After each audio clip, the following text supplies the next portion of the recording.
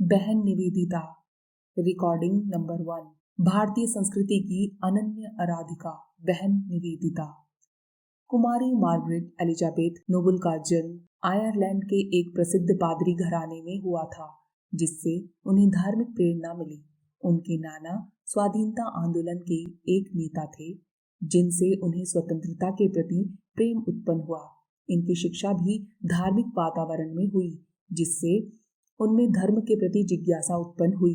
साथ ही इन्हें ईसाई मत के प्रति कुछ शंका भी उत्पन्न हो गई। अतः वे सत्य की तलाश में रहने लगी। अध्ययन के बाद उन्हें 17 वर्ष की आयु में एक ऐसे क्षेत्र में अध्ययन का कार्य दिया गया जहां गरीब मजदूरों की संख्या अधिक थी। अतः उनके संपर्क से उन्हें गरीबों की दशा सुधारने तथा सेवा करने का भी अवसर मिला। बाद में उन्होंने बालकों के लिए रुस्किन स्कूल भी खोला, जिसमें खेल खेल में शिक्षा देने का नवीन प्रयोग चलाया। जब सन 1885 में वे स्वामी विवेकानंद के संपर्क में आई, तब स्वामी जी ने उस स्कूल को देखकर उनकी बड़ी प्रशंसा की। अपनी जिज्ञासा पूर्ण करने के लिए स्वामी जी ने उन्हें पूरा अवसर दिया और उनकी 8 वर्षों की लालसा पूर्ण हुई। स्वामी जी का प्रथम भाषण सुनने के बाद उन्होंने अपनी डायरी में लिखा, ऐसे चिंतनशील व्यक्ति का दर्शन मुझे आज तक कभी नहीं हुआ था। दूसरे दिन स्वामी जी के वाक्य उनके हृदय में प्रवेश कर गए। जो अनंत और असीम है वही अमूर्त है, वही शाश्वत है। उसे छोड़कर संसार की समस्त विषय वस्तु नाशवान है, अस्थायी है, दुख युक्त है। इतना होते हुए भी वे स्वामी जी के उपदेशों के बाद अपनी शंकाओं का समाधान कराती रहीं।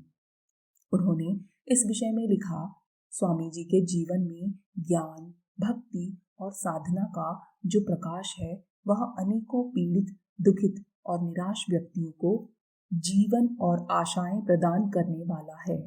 इस तरह धर्म का और संस्कृति संयुक्त जीवन ही सच्चा जीवन और कल्याण का मार्ग हो सकता है। जिस प्रकार श्री कृष्ण को अर्जुन, बुद्ध को आनंद, श्री राम कृष्ण को विवेकानंद शिष्य रूप में प्राप्त हुए थे, उसी प्रकार विवेकानंद को भगिनी निवेदिता मिली। उनका असली नाम मार्गरेट नोबल था और वे आयरलैंड के एक फौजी अफसर की कन्या थीं। जन्म के समय ही उनकी भक्तमयी माता ने निश्चय कर लिया था कि इस कन्या को ईश्वर की सेवा में निवेदित कर दूंगी, किंतु यह कार्य स्वामी विवेकानंद ने किया। जब वे विदेश यात्रा करते समय इंग्लैंड पहुंचे, तब अन्य महिलाओं के समान मार्गरेट भी उनका भाषण सुनने पहुंची और इतनी अधिक प्रभावित हुई कि उनके साथ ही भारत आने का आग्रह करने लगी। उसी समय से उन्होंने स्वामी जी को अपने गुरु के रूप में स्वीकार कर लिया। प्रथम दर्शन के साथ उनके भीतर छिपे हुए संस्कार जाग उठे। उन्होंने लिखा है, मेरे गुरु ने मेरी उत्सुकता जागृत कर दी। उस समय भी मेरा मन आध्यात्मिकता से पूर्ण नहीं था, बल्कि आधुनिक संस्कारों से युक्त था। उनके भाषण ने मेरे हृदय के तारों को नहीं छेड़ा, किंतु गुरु की कृपा से यह सब संभव हो सका। गुरु के अप्रतिम कृपा और प्रेम, शिष्य की नम्रता और भक्ति दोनों ने मार्गरेट को निवेदिता बना लिया।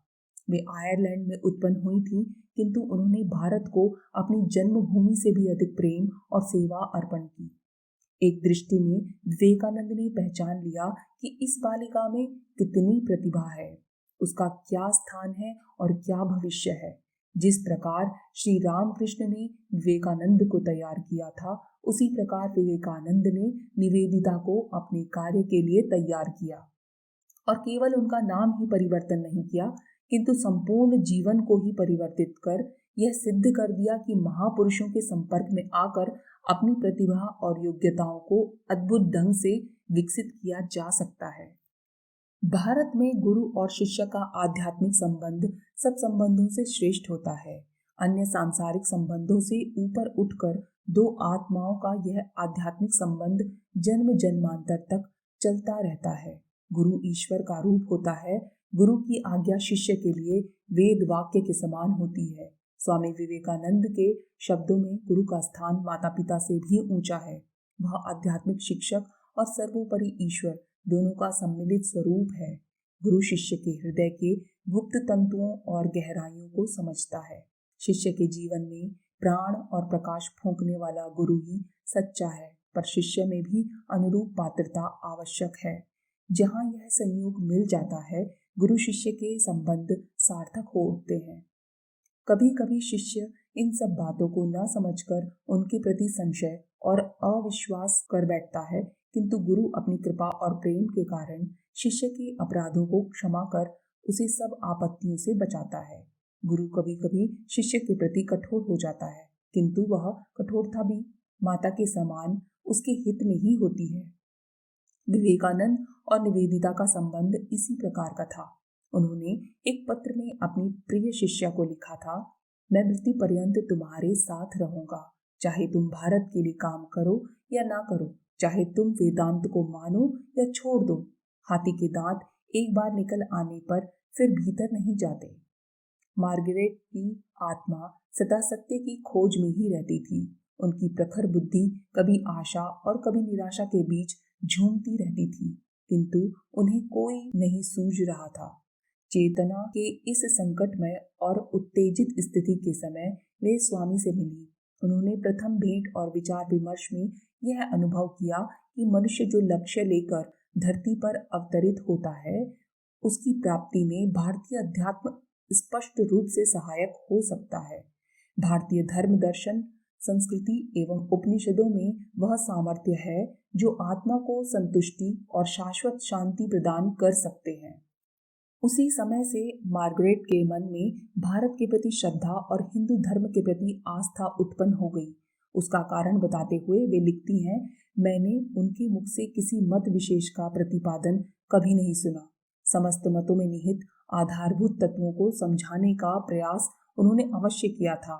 उनके नाना ने एक बार भारत में ईसाईयत का प्रचार करने की प्रेरणा दी थी, किंतु स्वामी जी ने उन्हें भारत के निर्धनों की सेवा और निरक्षरों में ज्ञान की ज्योति जगाने तथा भारतीय नारियों को जागृत करने की प्रेरणा दी। इसके लिए मार्गरेट तुरंत भारत जाने को उत्सुक थी, किंतु स्वामी जी ने उनकी उत्सुकता को सुदृढ़ बनाने के लिए उन्हें रोकते रहे।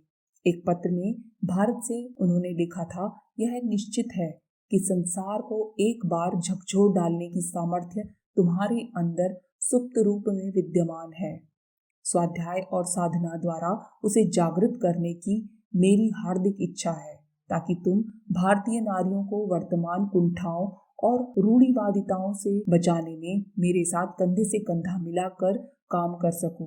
तुम्हें देखकर इस देश की महिलाएं अपने आप को भीतर से झकझोरेंगी और कहेंगी, यदि कोई विदेशी नारी इस धर्म और संस्कृति से प्रेरित होकर सेवा के लिए अपना सब कुछ त्याग सकती है, तो हम क्यों पीछे रहें? भारतीय संस्कृति के अभ्युत्थान और भावी संतति को तेजस्वी बनाने के पुण्य मिशन में हम पीछे क्यों रहें? भारत के कार्यों की कठिनाइयों की चर्चा भी स्वामी जी समय समय पर किया करते थे, जिससे मार्गरेट अपने मन को और भी पक्का करती जाती थी। जब सब प्रकार से वे तैयार हो गईं, तब उन्होंने उनकी परीक्षा लेने के लिए लिखा, हम सभी के लिए तुम भारत आने की अपेक्षा इंग्लैंड में बैठकर उन्नति का कार्य कर सकती हो। किंतु उससे निराश न होकर मार्गरेट भारत आने को बेचैन हुई। उन्होंने लिखा, मुझे स्पष्ट बताएं, क्या मेरा जीवन भारत के काम आ सकता है? मेरी इच्छा है कि भारत मुझे जीवन की पूर्णता की शिक्षा को प्रदान करे। इस उत्कृष्टता की भावना को देखकर अंत में स्वामी जी ने लिख दिया, अब मैं निश्चित इस मत का हूँ कि भारत में कार्य की दृष्टि में तुम्हारा भविष्य उज्जवल है। आवश्यकता एक मनुष्य की नहीं वरन एक महिला की है जो सिंघनी के समान हो। इसी पत्र में उन्होंने कठिनाइयों का भी जिक्र किया था, किंतु मार्गरेट रुकने वाली नहीं थी। उसके पिता ने मानो भविष्यवाणी कर दी थी, जबकि उनकी माता को निर्देश दिया था, भगवान की ओर से मार्गरेट को एक आवाहन आएगा। उस समय तुम बाधक न बनना, बल्कि उसकी सहायता करना। उनकी माता ने मार्गरेट के जन्म के पहले ही प्रार्थना कर ली थी, यदि संतान सकुशल होती है तो तेरी इच्छा, मैं तो अपने बच्चे को तुम्हें समर्पित करती हूँ। और उन्होंने सच्चे हृदय से अपनी पुत्री को भारतवर्ष की सेवा करने की अनुमति प्रदान कर दी। पात्रत्व की परीक्षा। मार्गरेट ने अपने एक मित्र को लिखा, कल्पना करो कि स्वामी जी मुझे न मिले होते, वे केवल हिमालय पर ही ध्यानरत रहते, तो मैं कभी यहाँ नहीं होती। स्वामी जी ने भी अंतर्दृष्टि से समझ लिया कि भारत में मेरा कार्य करने के लिए यही महिला उपयुक्त है। जब उन्होंने अपना जीवन उनके कार्य में लगाने की इच्छा प्रकट की, तब स्वामी जी ने शांतिपूर्वक उत्तर दिया, हाँ, तुम्हारा स्थान भारत में ही है, किंतु अभी उसका समय नहीं आया है। अभी तो उसके लिए अपने आप को तैयार करो। भारत लौटने पर स्वामी जी ने लिखा, अब मुझे निश्चय हो गया है कि भारत में तुम्हारे लिए बहुत बड़ा भविष्य है। मुझे किसी पुरुष की नहीं, किंतु एक ऐसी स्त्री की आवश्यकता है जो भारतवासियों और विशेषकर स्त्रियों के लिए सिंघनी के समान काम करे। भारत अभी महान महिलाओं को उत्पन्न नहीं कर सकता। अभी उसे दूसरे देशों से उन्हें उधार लेना होगा। तुम्हारी शिक्षा, ईमानदारी, पवित्रता, प्रेम, निश्चय और सबसे ऊपर भारतीय संस्कृति के प्रति अडिग निष्ठा ऐसी आवश्यक महिला का रूप बना देता है जो भारत के लिए आवश्यक है। स्वामी जी, यह कथन आज भी ध्वनित होता है और सत्य प्रतीत होता है। मार्गरेट बड़े उत्साह और आशा के साथ भारत में आई। अपने गुरु के सम्मुख वे उनके कार्य में रहकर जी जान से लग गई, किंतु गुरु ने उन्हें कार्य के संबंध में कोई स्पष्ट आदेश नहीं दिया। जब वे बहुत अधीर हो गईं, तो गंगा जी को इशारा करते हुए उन्होंने कहा, तुम्हारे चारों ओर जो कुछ हो रहा है उसे देखो, उसे सुनो, कोई योजना मत बनाओ। पश्चिम के राजसिक क्रियाकलाप में पली हुई मार्गरेट को भारतीय गुरु की यह शांति पसंद नहीं आई। भारतीय आध्यात्मिकता उनकी आत्मा में नहीं समाई। स्वामी जी तो अपनी शिष्या को दृढ़ आधार पर स्थापित कर रहे थे और भारतीय ढांचे में ढाल रहे थे। उनकी तेज प्रतिभा और स्वतंत्र आत्मा को भारतीय आदर्शों के अनुरूप परिवर्तित कर रहे थे। विदेशी संस्कारों और दोषों को निकालकर उनमें भारत की सेवा और जीवन के आदर्श भर रहे थे। मार्गरेट के लिए मुख्य बाधा स्वामी जी का व्यक्तिगत आकर्षण ही था। उनके लिए स्वामी जी का व्यक्तित्व ही मुख्य था, भारत की सेवा नहीं। स्वामी जी की सेवा को ही भारत की सेवा समझती थी, किंतु स्वामी जी चाहते थे कि मार्गरेट इस संकीर्ण क्षेत्र में ऊपर उठकर अनंत और अव्यक्त चेतना के स्तर पर पहुंचे। इसलिए उन्होंने निवेदिता को साधना के पथ पर धीरे धीरे आरूढ़ किया और कहा, तुमको अपने पैरों पर खड़े होना है। मेरी यह किसी अन्य की छाया में नहीं चलना है। प्रेम की उत्कटता तो ठीक है, किंतु उसके साथ कोई बंधन उचित नहीं। किसी एक के प्रति अपना सब कुछ अर्पण करते ही हमारा कार्य समाप्त हो जाएगा। हमारा मार्गदर्शक शरीर नहीं, आत्मा, व्यक्त नहीं, अव्यक्त, कोई व्यक्ति विशेष नहीं, ब्रह्म होना चाहिए। स्वामी जी का दूसरा प्रयत्न यह था, निवेदिता भारतीय नारी की तरह शिक्षित हो।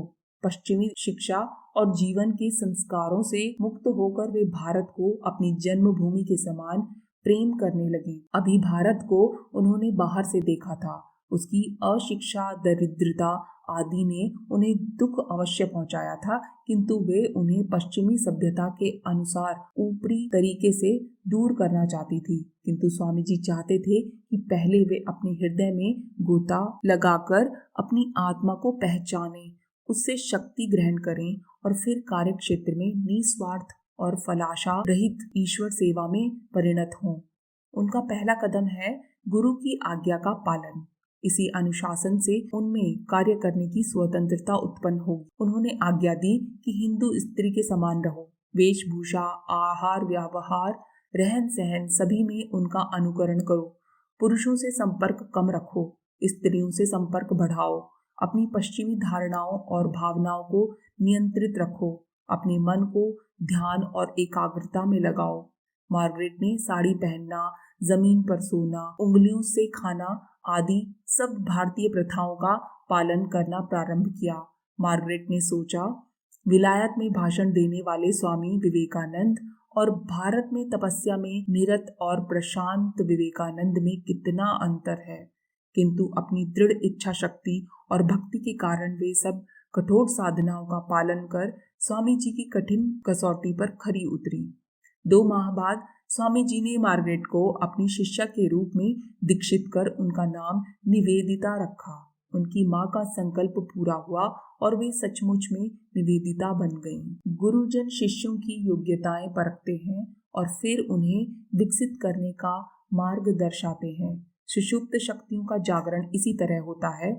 उन्हें निवेदिता के वक्तृत्व शक्ति का पता था, अतः उन्होंने निवेदिता को भाषण देने के लिए प्रेरित किया। जब पहले पहले कलकत्ते के एल्बर्ट हॉल में भगिनी निवेदिता का सुंदर और ऊंचा व्यक्तित्व भारतीय वेशभूषा में जनता के सामने आया, तब वह मंत्रमुग्ध हो गई। स्वामी जी ने उनका परिचय कराते हुए कहा, भगिनी निवेदिता भारत को इंग्लैंड की नई देन है। इसके बाद वे काली घाट और ब्रह्म समाज की सभाओं में भाषण देने लगी और पत्रों में लेख भी लिखने लगी। वक्ता और लेखिका के रूप में उनकी कीर्ति चारों ओर फैलने लगी, किंतु इससे उनकी शांति तनिक भी भंग न हुई। अब स्वामी जी ने निवेदिता को भारत का परिचय कराना शुरू किया। स्वामी जी अपने शिष्यों के साथ हिमालय की ओर रवाना हो गए। वहां की प्राकृतिक दृश्यों, शांति तथा नीरवता से निवेदिता के मन पर गहरा प्रभाव पड़ा। स्वामी जी के अधिक निकट संपर्क में वे रहने लगी, किंतु साथ ही उनके मन पर एक उदासीनता सी छाने लगी, क्योंकि स्वामी जी उनसे बहुत कम बोलते और उनके काम में भी कोई रस न लेते थे। इससे उन्होंने अपने मन की व्यथा एक दिन स्वामी जी से कही। उसके उत्तर में उन्होंने कहा, बात ठीक है, अब मैं वन में एकांत सेवन के लिए जा रहा हूँ, लौटकर अपने साथ शांति लाऊंगा। तब निवेदिता की समझ में आया कि अपने साथ मोह तोड़ने के लिए ही स्वामी जी ऐसा कर रहे हैं। जब स्वामी जी लौटे तो उनके साथ निवेदिता की शांति ही लौट आई।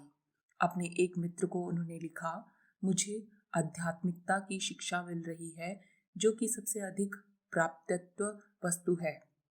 मनुष्य प्रेम के समान ईश्वर प्रेम प्राप्त करना आत्मा के लिए आवश्यक है। इसी शिक्षा के लिए स्वामी जी ने यह सुशांत स्थान और समय चुना था। निवेदिता को अपने पैरों पर खड़े होना आवश्यक है, इसे विचार से उन्होंने ऊपर से यह कठोरता धारण की थी। हिमालय में उन्होंने जो शांति प्राप्त की थी, वही वे अपने शिष्यों को प्राप्त कराना चाहते थे। अभी निवेदिता की परीक्षा पूरी नहीं हुई थी। तपस्या पूरी करने के लिए स्वामी जी ने अमरनाथ की कठिन यात्रा की और अपने पैर बढ़ाए। निवेदिता उनके पीछे पीछे चली। गुरु प्रसन्न और आनंदित, शिष्या शांत और थकित। अमरनाथ की तुषार निर्मित अंधेरी गुफा में प्रवेश कर स्वामी जी शिव जी को प्रणाम कर निवेदिता के रूप में एकमात्र भेंट समर्पित की। इस सब का कोई अर्थ निवेदिता की समझ में नहीं आया कि उन्हें नंगे पैरों बर्फ पर चलाकर ऊंचे पर्वतों को पार कराकर इस अंधेरी गुफा में क्यों लाया गया, और उन्होंने गुरु से कड़े शब्दों में इसका प्रतिवाद किया। आंखों में आंसू भरकर स्वामी जी ने शांत भाव से कहा, निवेदिता, मुझ में वह शक्ति नहीं है जो तुम चाहती हो और वह तुम्हें दे सकूं। अभी तुम्हें यात्रा का महत्व नहीं मालूम होगा, किंतु बाद में इसका रहस्य प्रकट होगा। माँ काली को पुकारो, वह तुम्हारे पास आकर तुम्हें शक्ति देंगी। ये शब्द कहकर स्वामी जी अज्ञातवास में चले गए। अब निवेदिता ने काली माँ का ध्यान करना शुरू किया। उन्हें अपनी गलती अनुभव होने लगी और समझ में आया कि उनके गुरु किस प्रकार उनके दोषों का निराकरण कर उन्हें अपनी ओर खींचते जा रहे हैं। अपने दोषों को देखना भी महत्वपूर्ण साधना है। इस साधना से पूर्वकृत पापों और मानसिक दुर्भावों का परिमार्जन होता है। आत्मचिंतन और शोध की यह प्रक्रिया ही व्यक्ति को आत्मसत्ता की महत्ता और सानिध्यता तक पहुंचा देती है। साधक अपने आप को शक्ति का अकूत भंडार अनुभव करने लगता है। काली के ध्यान से निवेदिता की सब निराशा और दुख दूर होकर हृदय में आनंद भर गया। स्वामी जी के लौटने पर निवेदिता ने अपना सर उनके चरणों पर रखकर कहा, अब मैंने अपनी दिव्य माता को पहचान लिया है। निष्कलुष हुई उनकी आत्मा ही माँ काली थी, जिसे पाकर वे भावविभोर हो उठी।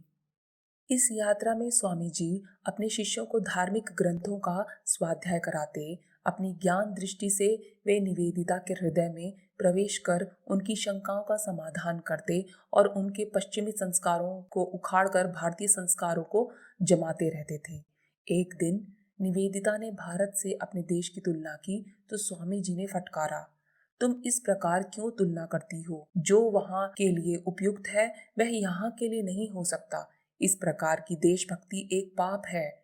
क्या यह हमारी संकीर्णता नहीं है कि हम केवल आयरलैंड, इंग्लैंड या भारतवर्ष को ही अपनी जन्मभूमि माने? विशाल पृथ्वी हमारी माता और संपूर्ण विश्व की आत्मा ही हमारा उपास्य है।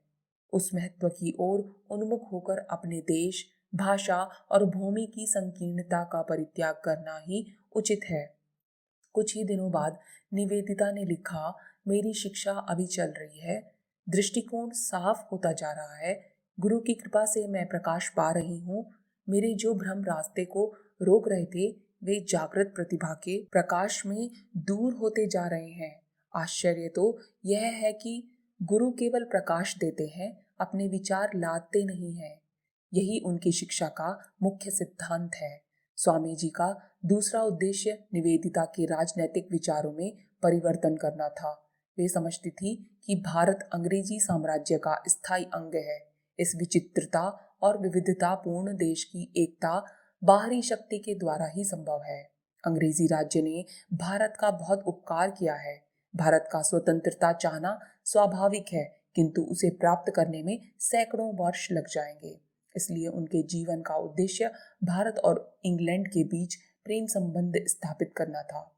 इस पर स्वामी जी ने कहा कि काम करो, अभिप्सा करो, शायद तुम्हें रास्ता मिल जाए। 2 साल पहले मैं भी ऐसे ही विचार रखता था और बहुत जल्दी इस विषय में निवेदिता का स्वप्न दूर हो गया। ज्यों-ज्यों निवेदिता भारत में अंग्रेजों के संपर्क में आती गईं, त्यों-त्यों वे उनके साम्राज्य लिप्सा को समझने लगी। सबसे पहले धक्का तब लगा जब शासन ने विवेकानंद द्वारा संस्कृत कॉलेज के लिए भूमि देने से इनकार कर दिया।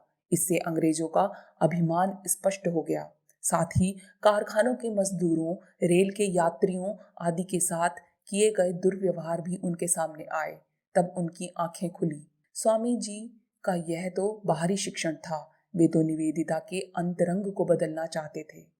भीतर हृदय बदल जाने से बाहरी परिवर्तन में देर नहीं लगती। इसलिए उन्होंने आदेश दिया कि तुम्हें आंतरिक और बाह्य जीवन में एक ब्राह्मण ब्रह्मचारिणी के समान रहना होगा और अपने जीवन को, अपने भूतकाल और उसकी स्मृति को ईश्वर के चरणों में अर्पित करना होगा। यात्रा समाप्त होने पर निवेदिता कलकत्ता लौट आई।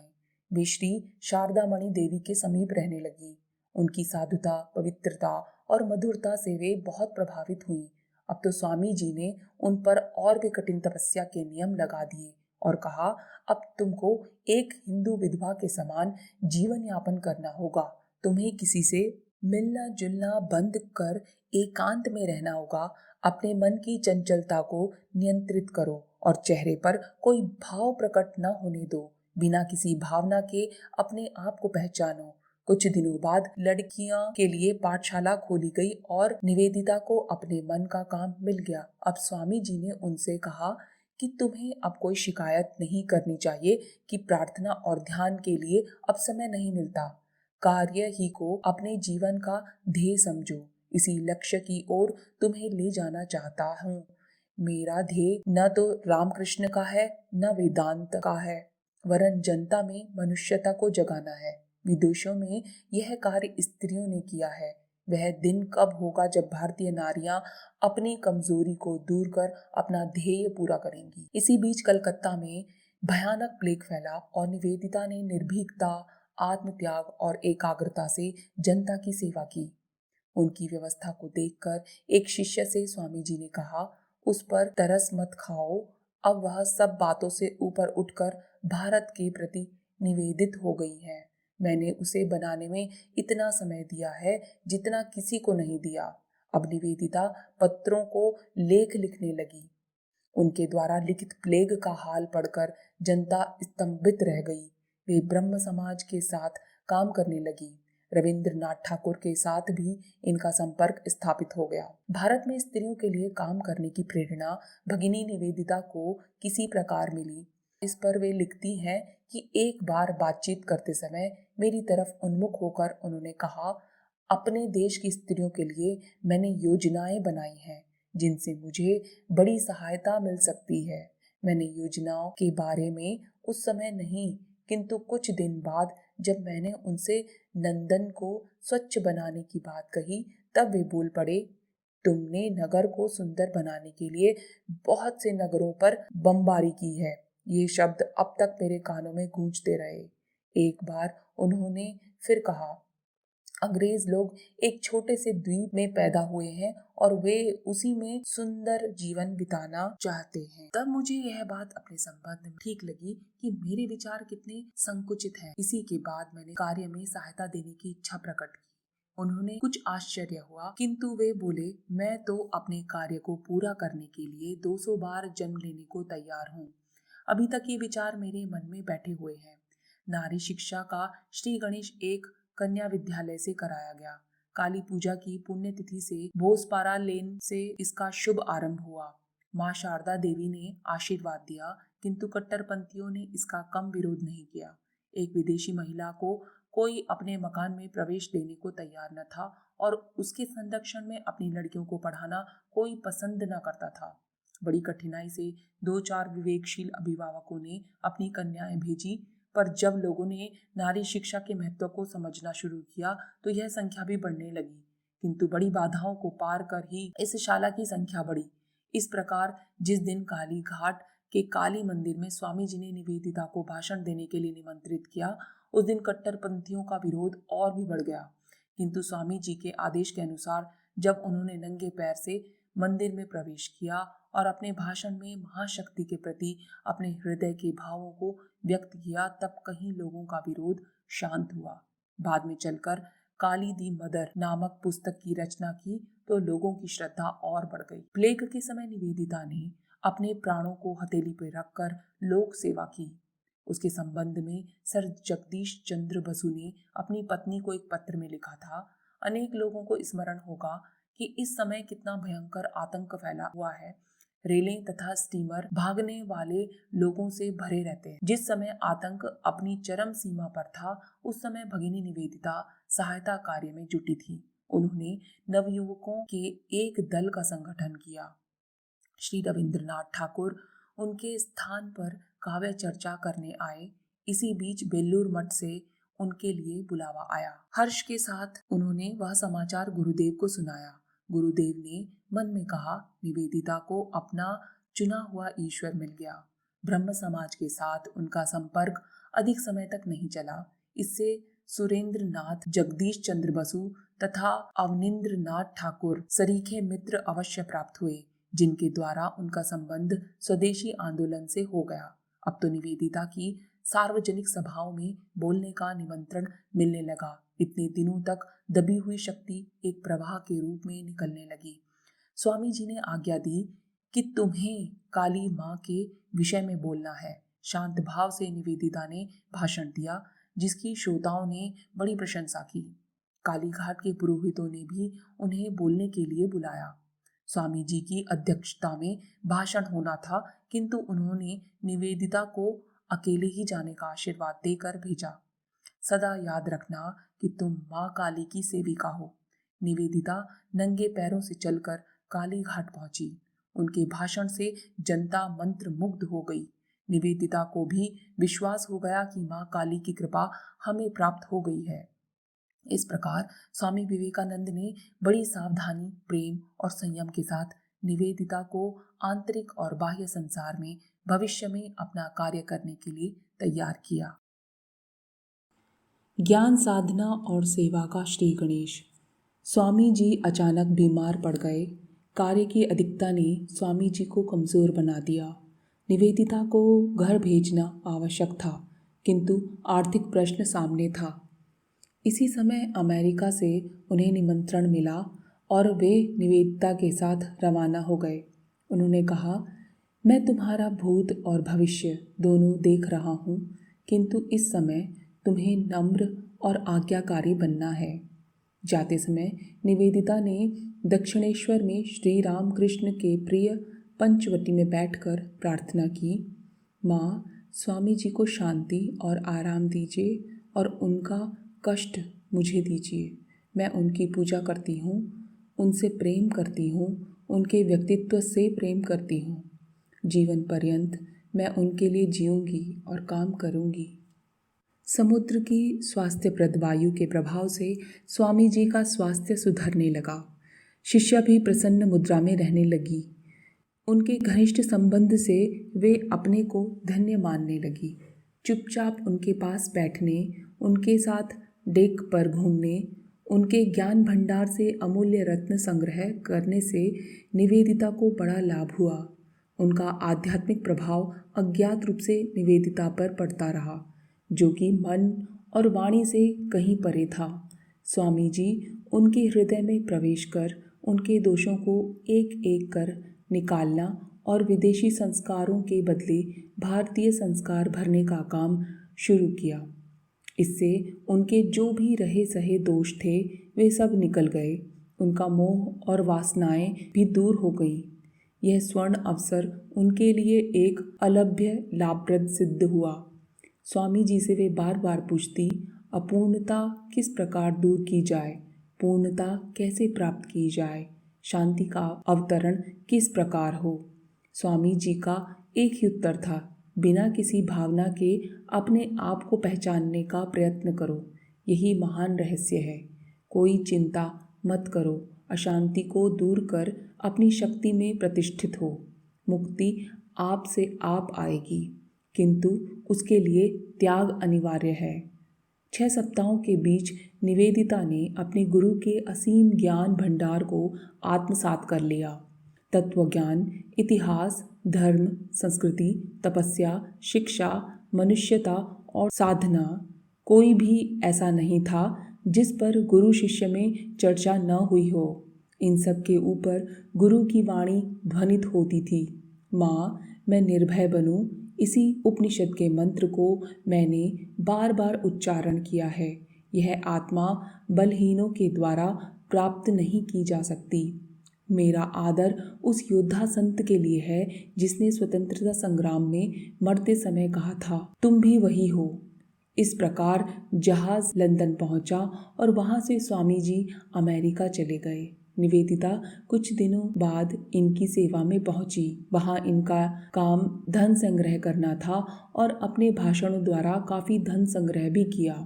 पश्चिमी जनता में इस बात की उत्सुकता थी कि एक विदेशी महिला भारत को किस प्रकार देखती है। इस बीच स्वामी जी निवेदिता को अनेक विषयों की शिक्षा दिया करते थे।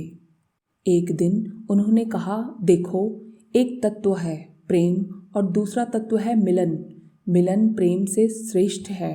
जिसे हम प्रेम करते हैं वह अभी अपना नहीं बना है। यही ज्ञान और भक्ति में अंतर है।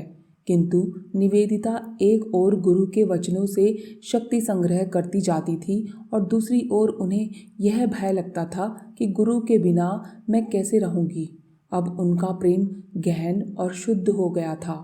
वासना के स्थान पर उसमें उत्सुकता आ गई थी।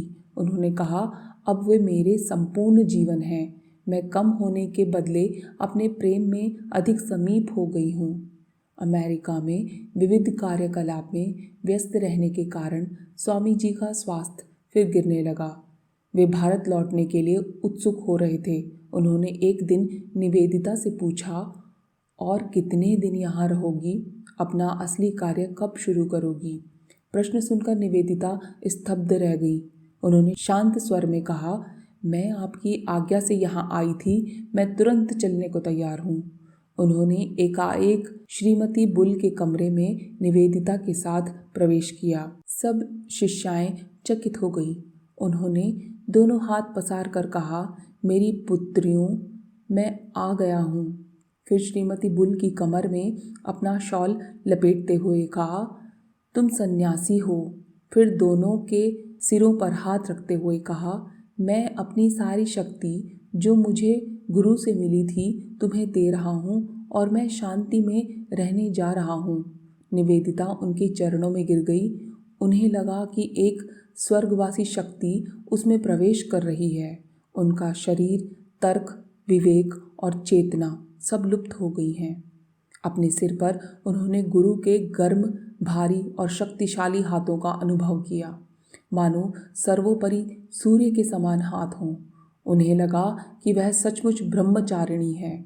गुरु ने आदेश दिया था कि तुम्हें जीवन भर ब्रह्मचारिणी रहना है। इसी प्रकार एक दिन श्री रामकृष्ण ने विवेकानंद के सिर पर हाथ रखकर कहा था, आज मैंने सब कुछ दे डाला है और मैं फकीर हो गया हूँ। निवेदिता हर्ष से विह्वल हो गई, किंतु उनमें एक भय भी समा गया। इतनी शक्ति अपने शिष्य को देने के बाद श्री रामकृष्ण केवल 1.5 वर्ष तक ही जीवित रहे थे। क्या मेरे गुरु भी ऐसा ही करना चाहते हैं? मैं जानती हूँ कि वे कितने कष्ट में रहे हैं। यदि यही उनकी इच्छा है तो मैं कभी उनके रास्ते में न जाऊंगी। मैं ईश्वर से प्रार्थना करती हूँ कि उनकी सेवा में कुछ धन अर्पण कर सकूं। इस प्रकार निवेदिता अपने गुरु से तन्मय हो गई थी। उनकी इच्छा केवल उनके कार्य में सहायता करने की थी। धन संग्रह बहुत कठिनाई से हो रहा था। निराशा ने उन्हें घेर लिया।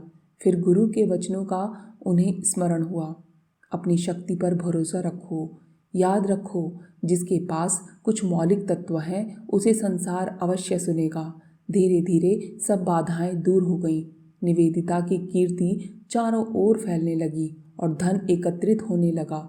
निवेदिता के मुख से भारत की वाणी सुनकर गुरु का हृदय गदगद हो गया। अमेरिका में काम समाप्त कर निवेदिता फ्रांस गईं। वहाँ स्वामी जी के दर्शन हुए। साथ ही प्रसिद्ध वैज्ञानिक जगदीश चंद्र बसु भी मिले, जो कि विज्ञान परिषद में भाषण देने आए थे। इस अवसर पर स्वामी जी ने एक ऐसी बात की कि जिससे निवेदिता को बहुत धक्का लगा। प्रसिद्ध गायिका एमा काल्वे का गायन सुनने जा रहे थे। निवेदिता ने उसका विरोध करते हुए कहा, स्वामी जी, यदि आप ओपेरा में जाएंगे तो लोगों को बहुत धक्का लगेगा और आपके विरुद्ध आंदोलन कर बैठेंगे। स्वामी जी को बहुत आश्चर्य हुआ, किंतु कोई उत्तर न देकर वे केवल मुस्कुरा दिए। बाद में वे जब काल्वे स्वयं स्वामी जी से मिलने आईं तो उससे फ्रांस का राष्ट्रगीत गाने को कहा। निवेदिता ने फिर विरोध किया, स्वामी जी, यह तो एक युद्ध का गीत है जिसमें बंदूकों की गड़गड़ाहट और योद्धाओं की चीख पुकार के सिवाय और कुछ नहीं है। इस पर स्वामी जी ने उत्तर दिया, मैं तो इसी प्रकार का गीत चाहता हूँ। तुम नहीं देखती कि इस गीत में कितनी वीरता, कितना देश प्रेम और कितना त्याग भरा है। इसमें एक साहस की भावना है, देश प्रेम और त्याग की भावना भरी हुई है। मैं यह गीत अपने मठ के साधुओं को भी सिखाऊंगा। यह बात निवेदिता को अनुचित लगी और वह अपने काम से उदासीन होने लगी। स्वामी जी ने केवल यह कहा, अब मैं स्वतंत्र हो गया हूँ, मैं जन्मजात स्वतंत्र हूँ, मैं फिर बालक बन गया हूँ। गुरु और शिष्या के बीच मतभेद बढ़ता ही गया। एक दिन स्वामी जी ने कहा, तुम बहुत हठीली हो गई हो, तुम्हारे कार्यों में इच्छा शक्ति प्रकट होती है। अब दैवीय माता तुम्हें संभालेगी। कुछ दिन एकांतवास करो, क्योंकि तुम अच्छे और बुरे का भेद करने लगी हो। तुम्हारे भीतर के रूपों के सभी ढांचे फूटने चाहिए, तभी तुम्हारी आध्यात्मिकता प्रवाहित होगी। इस फटकार से निवेदिता की आंखें खुली। गुरु भक्ति और उसके पूर्वाग्रहों में क्या भेद है, इसका उन्हें पता लगा। अपने कार्यों में वे ईश्वर प्राप्ति के बदले स्वयं अपनी संतुष्टि चाह रही थी। गुरु को असंतुष्ट करने की वजह आत्मसंतोष पाना चाहती थी। उनका अहम बहुत बढ़ गया था। इस कारण गुरु के कार्य में भी वे गुण दोष देखने लगी थी। एक पत्र में उन्होंने अपनी भावना प्रकट की। उसके उत्तर में स्वामी जी ने लिखा, तुम समझती हो कि मैं तुम्हारे साथियों से ईर्ष्या कर रहा हूँ, किंतु तुम्हें मालूम होना चाहिए कि मैं बिना ईर्ष्या, लोभ और शासन की इच्छा के उत्पन्न हुआ हूँ। चाहे जो दोष मुझ में हो, उनमें सिर्फ चुनाव कर सकती हो। प्रश्न यह था कि निवेदिता सरीखी शिष्या, जो कि गुरु के प्रति इतनी अनुरक्त हो, उनके गुण दोषों को देख सकती है। वैसे गुरु ने उन्हें आत्म विकास के लिए काफ़ी स्वतंत्रता दे रखी थी। अपने गुरु श्री रामकृष्ण ही के सामने वे अपनी शिष्या को तैयार कर रहे थे। यह सच है कि मनुष्य बिना स्वतंत्रता के आध्यात्मिक उन्नति नहीं कर सकता। वे कुछ राजनैतिक विचारों और शासन प्रणालियों के कट्टर विरोधी थे। दूसरे निवेदिता का प्रेम और श्रद्धा चाहे जितनी अधिक हो, उसकी चेतना में गुरु से अभी तक एक रूपता प्राप्त नहीं की थी। श्री अरविंद जिस बात को चेतना की एकता कहते हैं, उसी को विवेकानंद ज्ञान कहते थे। ऐसा ज्ञान जिसके द्वारा एक व्यक्ति की चेतना दूसरे व्यक्ति की चेतना में मिल जाती है। निवेदिता की चेतना अच्छे और बुरे भावों से ऊपर नहीं उठ सकती थी। उसके परिवर्तन के बाद भी निवेदिता के स्वभाव में पुराने संस्कारों की छाप अवश्य थी। आधुनिक विचारों वालों के लिए स्वामी जी के कुछ कार्य शिष्यों को युक्ति युक्त नहीं जान पड़ते थे। निवेदिता अपने गुण दोष स्वामी जी को बताए, किंतु उन्हें भी उसके दोष बताने चाहिए थे। न बताने के कारण यह हो सकता है कि उन्हें ऐसा भान होने लगा था कि उनका जीवन कार्य समाप्त होने को है, इसलिए वे शिष्यों की मानसिक शुद्धि पर बल देते थे। स्वामी जी के पत्र ने निवेदिता को बहुत लज्जित किया। वे पश्चाताप की अग्नि में जलने लगी, किंतु इस तपस्या से उनका पुनर्जन्म ही हुआ। भारत लौटने के पहले स्वामी जी आशीर्वाद देते हुए कहा, नेता को चाहिए कि जब कार्यकर्ता तैयार हो जाएं, तब उन्हें दूसरी जगह चले जाना चाहिए। अपने सामने वह उन्हें स्वतंत्र नहीं बना सकता। अब मैं तुम्हारे लिए कुछ नहीं रहा, मैंने अपनी सारी शक्ति तुम्हें दे दी। संसार के सामने जाओ, यदि मैंने तुम्हें बनाया हो तो समाप्त हो जाओ, और यदि देवी माता ने बनाया है तो जीती रहो। यह कार्य निवेदिता का आज्ञा भंग करने का पहला उदाहरण था। इसके बाद निवेदिता एक मंत्र मुग्ध सर्प के समान बन गईं। अब वे यूरोप में अकेली रह गईं। जगदीश चंद्र बसु लंदन ही में थे। वे रॉयल सोसाइटी में अपना निबंध पढ़ना चाहते थे। निवेदिता का साथ उन्हें ईश्वर का वरदान सरीखा मिला। अपने कार्य के संबंध में उन्हें उत्साह और उत्सुकता थी। निवेदिता ने रमेश चंद्र दत्त से भी संपर्क स्थापित किया और वे राजनीति में भी रस लेने लगी। उनको अंग्रेज़ों के प्रति इसलिए घृणा हो गई थी कि वे भारतीयों के प्रति न्याय नहीं करते, केवल धर्म और शिक्षा ही उनके रुचिकर विषय हैं। किंतु राजनीति मुख्य विषय बन गया। वह भारत लौटी तब उन्होंने स्वामी जी की बीमारी का हाल सुना। निवेदिता को पाकर स्वामी जी बहुत प्रसन्न हुए। अपनी योग दृष्टि से उन्होंने निवेदिता की आत्मा का प्रकाश देख लिया। उस समय कलकत्ता में कांग्रेस का अधिवेशन हो रहा था और भारत भर के नेता एकत्रित थे। बीमारी का हाल सुनकर सब लोग उनके पास आते और मार्गदर्शन प्राप्त करते। इस समय निवेदिता को भारतीय नेताओं से परिचय प्राप्त करने का अच्छा अवसर मिला। अंतिम दिवस निवेदिता बेल्लूर गई हुई थी। स्वामी जी ने स्वयं उन्हें भोजन परोसा और हाथ धुलाए। उनकी आंखों में अनंत प्रेम बरस रहा था। मन ही मन समझ गईं कि स्वामी जी अब विदा होने वाले हैं। 2 दिन बाद स्वामी जी ने समाधि ले ली। समाचार सुनकर वे बेल्लूर लौटी। उसके पहले ही वे प्रकृति में उनका अनुभव कर चुकी थी। दिन भर वे उनके पास रहीं। उनका सर अपनी गोद में रखकर बैठी प्रार्थना करती रहीं, प्रभु तेरी इच्छा पूर्ण हो। अग्नि संस्कार के समय एक अद्भुत घटना घटी।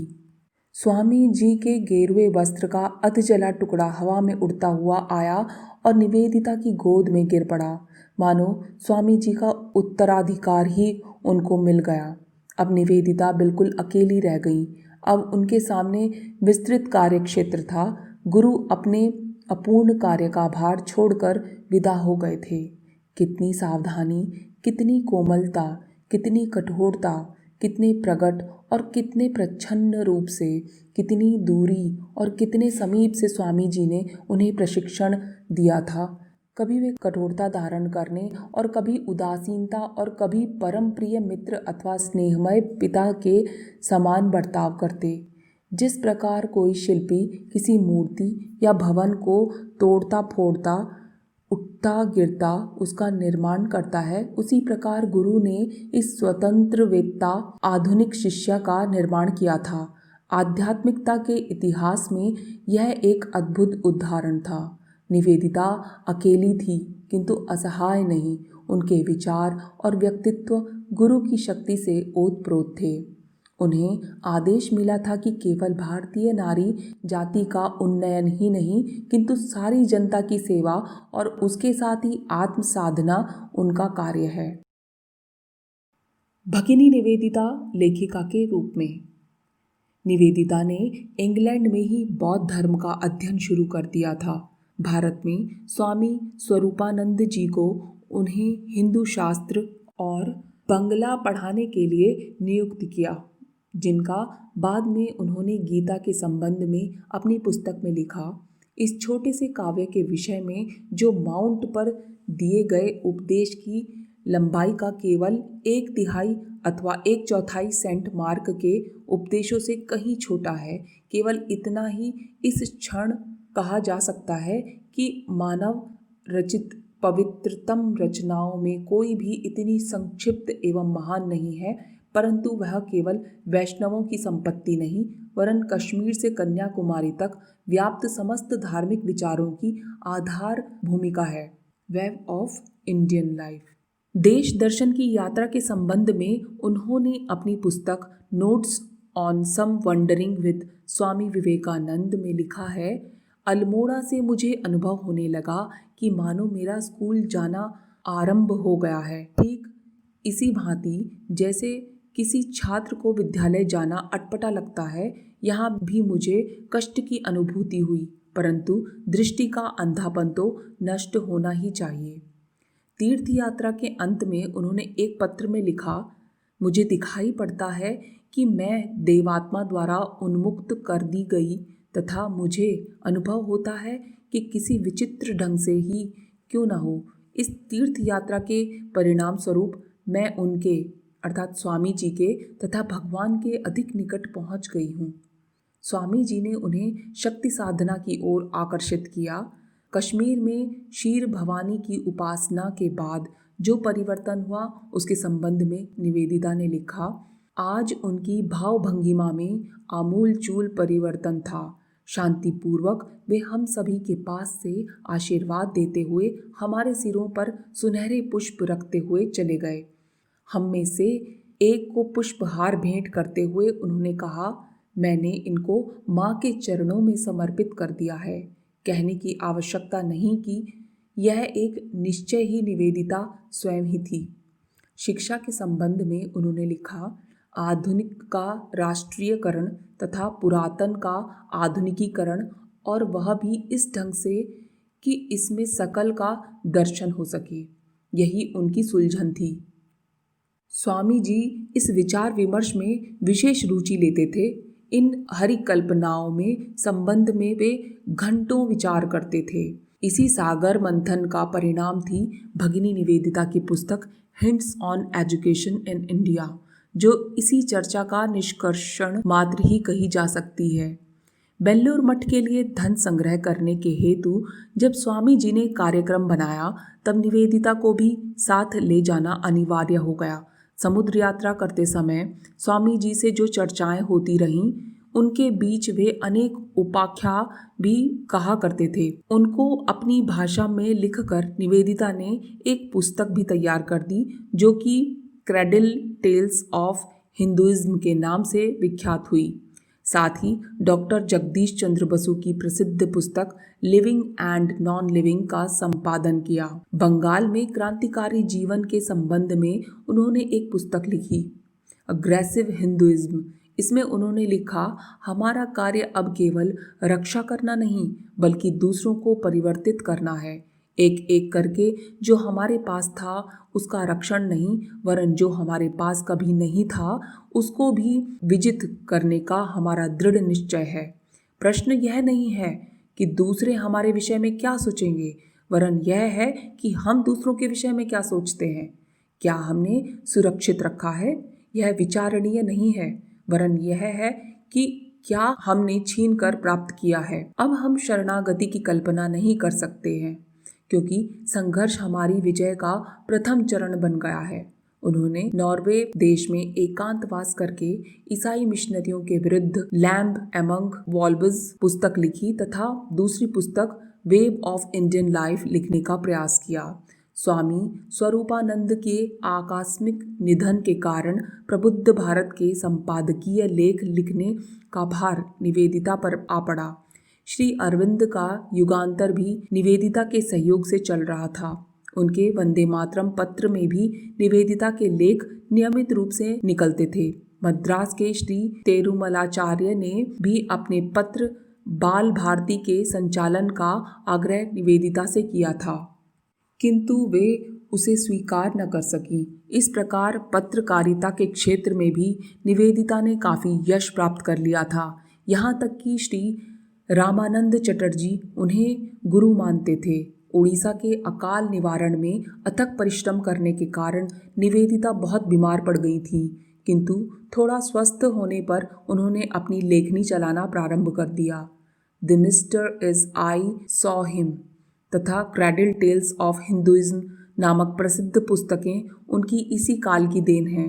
इसी के साथ श्री जगदीश चंद्र की दूसरी पुस्तक कंपैरेटिव इलेक्ट्रिक फिजियोलॉजी का संपादन भी उन्होंने किया। इसके बाद लंदन की रॉयल सोसाइटी के पत्र अग्रेसिव हिंदुइज्म में उनके लेखों में संबंधित लेख पुस्तकाकार रूप ग्रहण कर सके। श्री अरविंद के पौंडीचेरी जाने के बाद उनके चलाए हुए पत्रों के संपादन का भार भी निवेदिता के ऊपर आ पड़ा। इतना ही नहीं, किंतु श्री अरविंद के नाम से उन्हीं के लेख उनमें छपने लगे, जिससे लोगों को उनका अभाव नहीं खटकने पाया। भगिनी निवेदिता का एक और महान कार्य भारतीय कला का उन्नयन था। उन्होंने सर्वप्रथम भारतीय चित्रकला के मौलिक तत्वों के पुनर्जीवन की आवश्यकता अनुभव कर उस दिशा में प्रयास किया। वे उस समय के प्रसिद्ध चित्रकारों को बराबर प्रोत्साहित करती रहती थीं। उनकी साहित्य साधना बराबर चलती रहती थी। अपनी यात्राओं का वर्णन भी बड़े भावपूर्ण शब्दों में वे करती थीं। अपनी पुस्तक केदारनाथ और बद्रीनारायण में उन्होंने अपनी यात्रा का सजीव वर्णन किया है। अपने गुरु के प्रति अपने अंतिम कर्तव्य का पालन उन्होंने स्वामी जी से संबंधित पत्रों, भाषणों, लेखों आदि का संकलन कर किया, जो कि life of Swami Vivekananda by his eastern and western disciples में संग्रहित है। सन 1911 में जबकि वे क्रियात्मक जीवन से विराम ले चुकी थी, तब भी उन्होंने अपनी लेखनी को विश्राम नहीं दिया और अपनी शेष पुस्तकें फुटबॉल ऑफ इंडियन हिस्ट्री तथा studies from an eastern home को निमग्न रहती थी। इसके अतिरिक्त इसी समय रामकृष्ण वचनामृत को भी संकलित कर डाला। स्वतंत्रता आंदोलन में अग्रणी निवेदिता का उदय धार्मिक पृष्ठभूमि में हुआ था, किंतु उन्होंने भारतीयों को धर्म और उनकी प्रसुप्त आध्यात्मिकता के लिए कुछ करने से पूर्व वातावरण को दुरुस्त करना अधिक उचित समझा। आवश्यकता इस बात की थी कि पहले भारतीय अपने स्वाभिमान को समझें, उनमें शिक्षा और संस्कृति का विस्तार हो, उनमें विचार आए, संकल्प जागृत हों, पर इसमें प्रमुख बाधा थी वह थी राजनैतिक पराधीनता। इसलिए भारतवर्ष को स्वतंत्र करना ही उस समय उनका मुख्य उद्देश्य बन गया और वे उसी में पूरी तरह व्यस्त हो गईं। यह ठीक भी था। जो उत्तरदायित्व सामने हो उसे ही ठीक तरह पूरा कर लें तो एक महत्वपूर्ण कार्य संपन्न हो जाने की संभावनाएं बढ़ जाती हैं। इसके बाद उन्होंने राजनीति में प्रवेश किया और स्वतंत्रता के आंदोलन में भाग लिया और भारत में यात्रा करना प्रारंभ किया। क्रांतिकारियों से संपर्क स्थापित करती। धार्मिक मिशन छोड़कर उन्होंने राष्ट्रीयता और स्वतंत्रता की साधना प्रारंभ की। नेविन्सन ने लिखा, वह भारतीयता से अप्लावित थे। स्वामी ब्रह्मानंद ने कहा, विवेकानंद के सिवा किसी व्यक्ति ने भारत को प्यार नहीं किया। रविंद्रनाथ ने कहा, मैं निवेदिता को जनता की माता के रूप में देखता हूँ। अनेक रूप से उन्होंने हमारी सुप्त आत्मा को जगाया।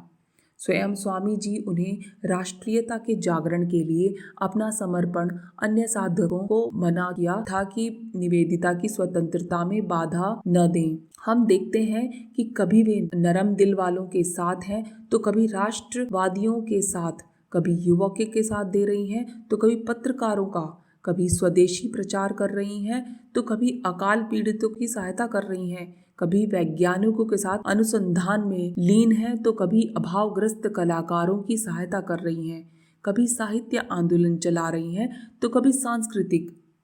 वे स्वयं एक संस्था बन गई थी। उनकी अक्षय प्राण शक्ति, आत्मविस्तारक व्यक्तित्व आश्चर्यचकित करने वाला था।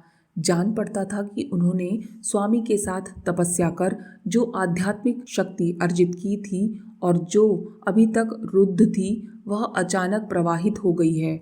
गुप्त समितियों के साथ इनका संपर्क लोगों को आश्चर्य में डाल देता है। इस कार्य के लिए उन्होंने सारे भारत में यात्रा की। जब वे बड़ौदा आईं तो उनकी श्री अरविंद से भेंट हुई। वे उस समय गुप्त समितियों के संगठन में लगे थे। दोनों एक दूसरे से परिचित थे। श्री अरविंद ने निवेदिता की पुस्तक माँ काली पढ़ी थी और निवेदिता ने श्री अरविंद के लेख इंदु प्रकाश आदि पत्रों में पढ़े थे। निवेदिता ने सीधा प्रश्न किया, क्या आप काली के उपासक हैं? अर्थात क्या क्रांति में विश्वास करते हैं? गायकवाड़ से भी उन्होंने क्रांति में सम्मिलित होने को कहा। निवेदिता खुले आम क्रांति का प्रचार करती फिरती थी। उन्होंने श्री अरविंद से भी बंगाल चलने को कहा, किंतु उन्होंने उत्तर दिया, अभी समय नहीं आया, मैं क्षेत्र तैयार कर रहा हूँ। उसके बाद निवेदिता ने श्री अरविंद के राजनैतिक आंदोलन को आगे बढ़ाना प्रारंभ कर दिया। श्री अरविंद में उन्होंने विवेकानंद की छाया देखी। श्री अरविंद भी राष्ट्रीयता को अपना धर्म समझते थे, इसलिए दोनों एक दूसरे के समीप आकर सहयोगी बन गए। निवेदिता पूरी तौर से क्रांतिकारी थी। क्रांति ही उनका स्वधर्म बन गया था। माँ काली पुस्तक में उन्होंने बड़े खुले शब्दों में रक्तमय क्रांति का प्रतिपादन किया है, किंतु आंतरिक रूप से निवेदिता एक योगिनी, साधिका और कला प्रेमी थी। स्टेशन से जाते समय धर्मशाला के भवन को देखकर वे कह उठी, कितनी सुंदर है। और जब कॉलेज के भवन को देखा तो बोली, कितना भद्दा है। इन्हीं परस्पर विरोधी गुण का मिश्रण होने के कारण बड़े बड़े लोग भी निवेदिता को नहीं समझ पाए। श्री अरविंद ने उन्हें अच्छी तरह समझा था। एक दिन जब लोगों ने किसी क्रांतिकारी नेता के विषय में कहा कि वे तो क्रांतिकारी थे, तब श्री अरविंद चुप रहे, किंतु जब निवेदिता की चर्चा आई तब वे बोल उठे, हाँ, वे जरूर अग्नि स्वरूपा थी। विवेकानंद ने उन्हें सचमुच सिंघनी बना दिया था। साथ ही उनका सौंदर्य भी अप्रतिम था। जहाँ भी वे जाती, लोग उनके शक्तिमय सौंदर्य और प्रतिभा से प्रभावित हो जाते थे। उनके पवित्र सौंदर्य के सामने बड़े बड़े दरबारों और शासकीय भवनों की सज्जित सुंदरियां भी लज्जित हो जाती थी। उनका सौंदर्य पार्थिव न था, वरन साधना एवं संयम की तेजस्विता दमदमाती थी। उस पर ज्ञान और वाणी के ओजस ने मिलकर व्यक्तित्व को निखारा। वे कुछ ऐसी बन गईं कि वे जहाँ गईं वहीं लोगों ने प्रकाश की प्रेरणा पाई। इसके साथ ही वे जितनी नम्र और कोमल थीं, सिद्धांतों के प्रति उतनी ही कठोर थीं। वे भारतीय युवकों से कहती थी, इंग्लैंड बमों की भाषा ही समझता है। तुम्हारी मिट्टी ने कितने ही वीरों को पैदा किया है, उन्हीं के समान तुम भी युद्ध करो। क्रांतिकारी जब कारागार में बंद थे तब वे उनकी स्त्री और बच्चों को देखकर करुणा से द्रवित हो जाती थी और उनको अपना सब पैसा दे डालती थी।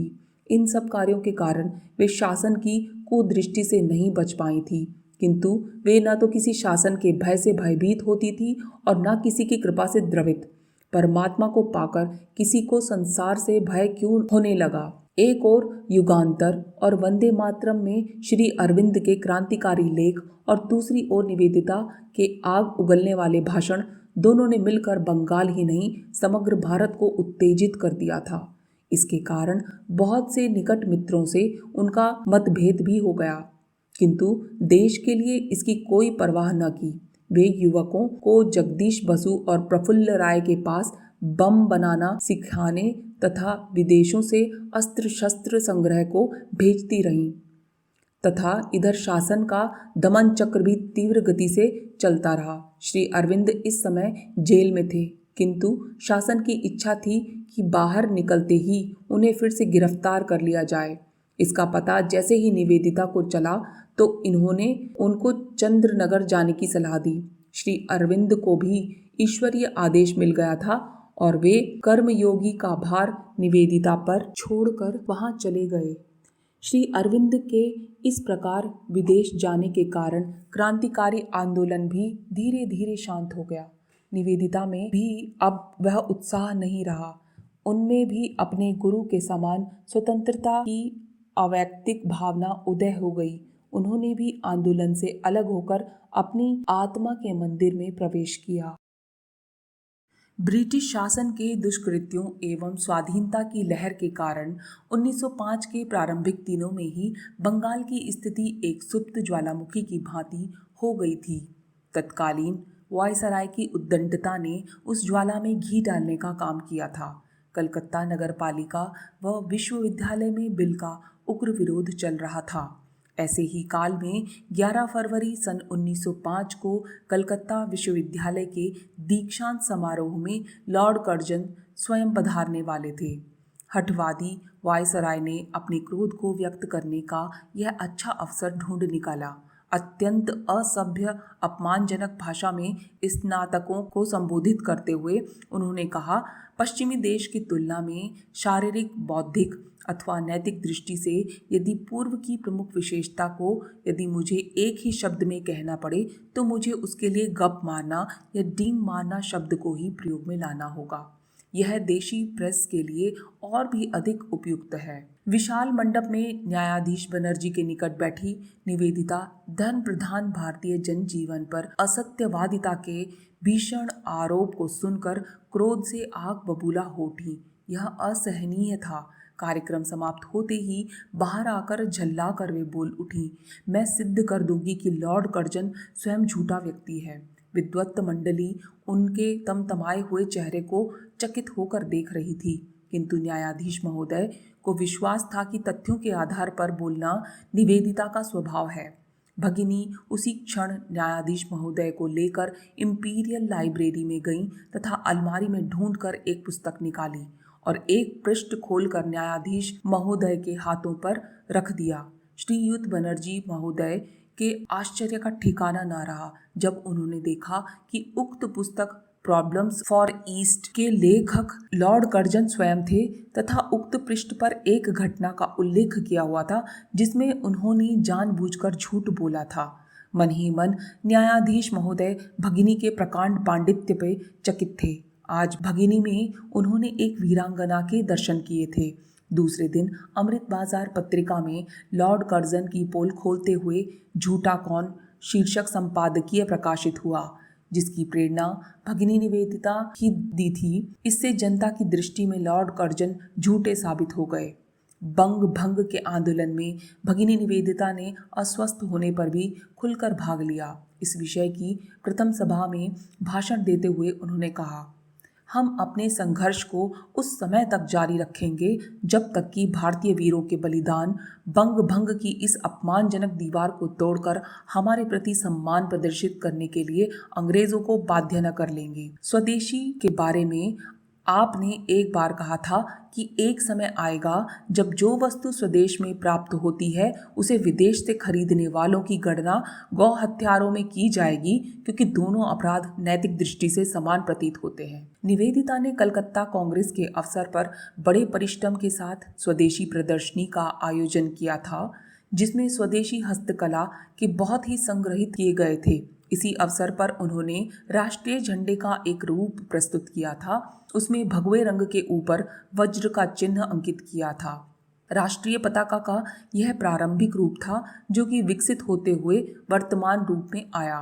सन 1905 की कांग्रेस के अध्यक्ष श्री गोखले ने भगिनी निवेदिता को विशेष रूप से आमंत्रित किया था। उस समय विदेशी वस्तुओं के बहिष्कार का प्रस्ताव विशेष रूप से विचारणीय था, किंतु गोखले जी की अनुमति से निवेदिता को उस समय अनुपस्थित रहना पड़ा। वे प्रारंभिक ही क्रांतिकारी मनोवृत्ति की थीं, अतः उन्हें कांग्रेस की शांतिपूर्ण नीति पसंद नहीं थी। देशभक्ति की प्रेरणा ग्रहण करने के लिए उन्होंने राजस्थान की यात्रा की और वीरों के बलिदान स्थलों पर अपनी श्रद्धांजलि अर्पण की। क्रांतिकारी आंदोलन पर शासन का दमन चक्र जोरों से चल रहा था, किंतु निवेदिता का निवास स्थान उन सब के लिए आश्रय बन रहा था। उन्होंने न केवल क्रांतिकारियों को क्रांति की दीक्षा दी थी, किंतु अनेक क्रांतिकारियों को बम बनाने तक की शिक्षा दी थी। कई तरुणों को तो उन्होंने इसी निमित्त विदेशों में भेजा था। जब भूपेंद्र नाथ दत्त, जो कि स्वामी जी के भाई थे, उन पर 10,000 का दंड किया गया था, तो निवेदिता ही उसे चुकाने में सहायक हुई। सन 1907 में निवेदिता ने फिर इंग्लैंड की यात्रा की और वहां अपने परिवार वालों से 5 वर्ष के बाद मिलने पर भी अपने लेखन कार्य को जारी रखने के साथ ही संसद के प्रमुख सदस्यों से मिलकर उन्हें भारत का समर्थक बनाया। इतना ही नहीं, किंतु वहां के प्रमुख पत्र संपादकों को भी भारत के पक्ष में लिखने को प्रेरित किया। इससे भी संतुष्ट न होकर उन्होंने पेरिस से इंडियन नेशनलिस्ट, बर्लिन से तलवार तथा जेनेवा से वंदे मातरम पत्रों के प्रकाशन की प्रेरणा दी। इसके बाद उन्होंने अमेरिका में 3 मास निवास कर प्रमुख नगरों की यात्रा की। विशेष राजनैतिक और पत्रकारों से मिलकर उन्होंने भारत का समर्थन करवाया। अमेरिका प्रवासी भारतीय क्रांतिकारियों से भेंट कर उनके लिए चंद्रनगर में निवास करने की व्यवस्था की। इसके अतिरिक्त अपने विद्यालय के लिए धन संग्रह और स्वामी जी के पत्रों को एकत्र करने का महत्वपूर्ण कार्य किया। भारत के आंदोलन का उन्हें सदा ध्यान रहता था। अपनी मरणासन माता के दर्शन करने के लिए वे 1909 में विलायत लौटी, किंतु उसी वर्ष जुलाई में भारत के लिए प्रस्थान कर दिया। यहाँ भारत में कई क्रांतिकारी हत्याएं हो चुकी थी और क्रांतिकारी जेलों में सड़ रहे थे। उनकी सेवा और सुरक्षा के लिए निवेदिता अपने बंधु बांधवों का मोह भी त्याग दिया। अमेरिका की श्रीमती बुल स्वामी जी की अनन्यतम शिष्याओं में से थी। उन्हीं की सहायता से बेल्लूर मठ, निवेदिता बालिका विद्यालय तथा बोस अनुसंधान संस्था स्थापित की जा सकी थी। उनको स्वामी जी धीरा माता कहा करते थे। इनकी बीमारी का समाचार पाकर निवेदिता सन 1910 में बोस्टन नगर पहुंची और उन्होंने उनकी अथक सेवा की, किंतु वे उन्हें मृत्यु के मुख से न बचा सकी। उसके पहले वे अपने प्रिय संस्थाओं को सहस्रों पौंड अपनी वसीयतनामे के द्वारा दान कर गई थी। वहां से लौटकर निवेदिता ने भी अपने कार्य से विश्राम ले लिया। उनके देखते ही एक के बाद एक स्वामी जी के सभी साथी उन्हें छोड़ते चले जा रहे थे। उन्होंने भी जलवायु परिवर्तन के लिए दार्जिलिंग की ओर प्रस्थान किया। वहां वे स्वास्थ्य लाभ न कर सकी। धीरे धीरे उनकी हालत बिगड़ती ही गई। मृत्यु के 4 दिन पूर्व उन्होंने एक बड़ा मार्मिक लेख लिखा, जिसमें आगामी घटना का स्पष्ट पता लगता है। उनके मुख से अंतिम प्रार्थना निकली, असतो मां सद्गमय तमसो मां ज्योतिर्गमय मृत्योर्मामृतम गमय। मृत्यु के पूर्व उन्होंने अपनी डायरी में ये चिर स्मरणीय शब्द लिखे, मेरा प्रियतम वह चिरानंद सर्वप्रिय है जो इस खिड़की से झांक रहा है, जो इस द्वार को खटखटा रहा है। ओ प्रियतम, मेरा सार सर्वस्व तुम्हारा ही है। 13 अक्टूबर को उनका प्रयाण दिवस आ गया। बेल्लूर मठ से श्री गानेन महाराज प्रसाद लेकर पहुंच गए। मानो निवेदिता के प्राण इसी के लिए अटके थे। प्रसाद पाने के बाद वे बोल पड़ी, टूटी नाव अब डूब रही है, परंतु मेरा विश्वास है कि उदय होते ही दर्शन अवश्य करूंगी। और वह दिव्य वाणी सदैव के लिए मूक हो गई। सारे देश में इस समाचार के साथ शोक छा गया। बड़े समारोह के साथ उनका अंतिम संस्कार संपन्न हुआ। उनकी समाधि पर ये शब्द अंकित हैं, यहाँ चिर शांति में लीन है भगिनी निवेदिता, जिन्होंने भारत के लिए अपना सर्वस्व निछावर कर दिया। एक बार किसी ने श्री अरविंद से पूछा कि निवेदिता ने अपना आध्यात्मिक कार्य छोड़कर क्रांतिकारी आंदोलन में क्यों प्रवेश किया। श्री अरविंद ने उत्तर दिया, अपने गुरु के आदेश से। निवेदिता की आध्यात्मिक साधना के विषय में पूछने पर उन्होंने कहा, उनमें समाधि लगाने की स्वाभाविक प्रवृत्ति थी। आज चाहे भारत भले ही निवेदिता को भुला दे, किंतु उनका अक्षय ऋण भारत के धर्म, राजनीति, शिक्षा नीति और समाज सुधार के क्षेत्र में सदा अमर रहेगा विवेकानंद के आदर्श के अनुसार एक दिन भारत फिर से संसार के गुरु का स्थान ग्रहण करेगा। निवेदिता की प्रेरणा से उनके गुरु को दी हुई शक्ति से भारत की सुप्त कुंडलिनी शक्ति जागृत हो गई। उन्होंने शिक्षा की नवीन पद्धति का प्रयोग किया, नारी जागरण को बल दिया, भारतीय चित्रकला तथा हस्तकलाओं के क्षेत्र भर में योगदान दिया, पत्रकारिता को नई दिशा दी, विदेशों को भारतीय संस्कृति का परिचय दिया तथा भारत को भक्तिपूर्ण दिव्यवाणी से माँ काली के स्वरूप का ज्ञान कराया। स्वतंत्रता आंदोलन को नवीन शक्ति प्रदान की तथा अपनी लेखनी से अपार साहित्य का सृजन किया। इन कारणों से संसार में वे सदा अविस्मरणीय रहेंगी। इस संबंध में रविंद्रनाथ ठाकुर का एक चित्र सामने आता है। उसमें भारत माता के हृदय में निवेदिता खड़ी हैं। उनके सिर पर विवेकानंद हैं और उनके ऊपर ध्यानमग्न रामकृष्ण हैं। निवेदिता के दोनों ओर जगदीश बोस और एक ओर स्वयं अवनींद्र नाथ हैं और एक ओर रामानंद, मोतीलाल, तिलक तथा गोखले आदि नेता हैं। यह चित्र प्रतीकात्मक है। निवेदिता के संबंध में श्री अरविंद का एक वाक्य उद्धृत है। भगिनी निवेदिता के प्रति हमारे ऋण का कोई अंत नहीं है।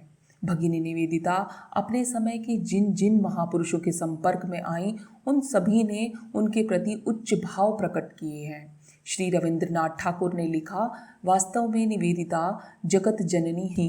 हमने शायद ही कभी इतने मात्र स्नेह के दर्शन किए होंगे जो अपने परिवार क्षेत्र से बाहर एक संपूर्ण देश को आत्मसात कर सकता हो। श्री विपिन चंद्र पाल ने कहा था, वे हमारे मध्य आत्मसमर्पण के भाव से प्रेरित होकर आई थी। श्री यदुनाथ सरकार के शब्दों में, राष्ट्रवादियों में वे अग्रगण्य थीं। श्री मोतीलाल बोस ने लिखा है, वे दग्ध मानवता को सुख प्रदान करने के लिए मानव रूप में एक देवी थी।